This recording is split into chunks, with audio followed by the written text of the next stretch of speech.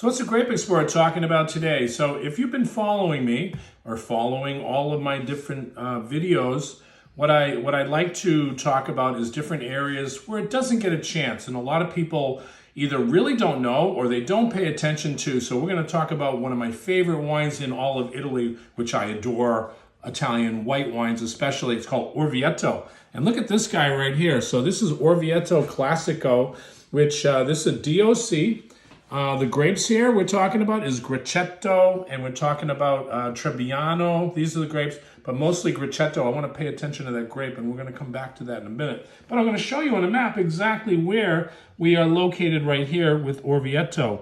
And Orvieto is right in the middle, and it's in a region called Umbria, right here. So you can see this orange going on right here. That's Orvieto, which is quite famous for this white wine, and this is one of the classics in Italy. And as we zoom in on this label, I want to talk a little bit about the history of this area. So we're talking about Orvieto dates back to the Etruscans in 700 BC. And the region's volcanic hills and chalky limestones have played a vital role in here. And we're talking about when they dig into the soil composition here, they find fossilized seashells. Oh, we have talked about that before. That actually existed in Chablis, remember? These are areas where they have limestone beds, but they also have these beds that were obviously underwater. This is volcanic soil, so we do the math. At one time, this could be underwater here, but at the same time, we're going to talk about Grechetto because Grechetto is one of my favorite wines. I used to import many years ago a wine called Bianco di Assisi from the very famous Assisi, which is in Umbria. But Grechetto, I've always thought when it stands alone, or if it's blended in with a little Trebbiano, becomes one of the most magical and beautiful white wines in all of Italy. Again, I'm going to talk to you out there. If you like Pinot Grigio, that's wonderful. But it's time to get off the Pinot Grigio bandwagon and try something unique and different for a change. This is a wine that 20 or 30 years ago was selling in America in a very big pace. Nobody really paid attention to Pinot Grigio 30 years ago. Santa Margherita was just starting to really, catch on, and starting to gain its weight in the business. But this is a wine that everybody used to buy. So, yeah, we could call it a blast from the past. Like me, I'm a kind of a blast from the past too. But at the same time, what I'm trying to say, you got to pay attention to these wines because they're the most beautiful wines. They never go up in price. This is like $15, $15.99, and it's a beautiful wine because you're tasting a piece of history. You are tasting a wine again that you're talking about the kings and the queens and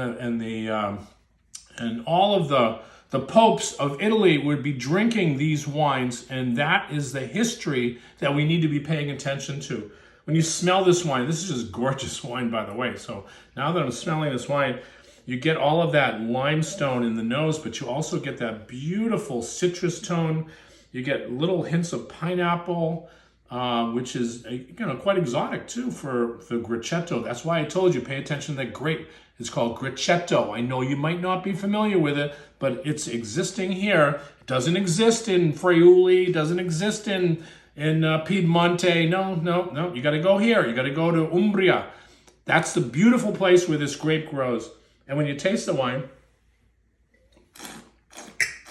oh my God, that's so beautiful. It's just, we talked about Vernaccia, which is the king in Tuscany. This is the king in Umbria. And you got to pay attention because these are beautiful food-friendly wines. You can have this with a nice pasta.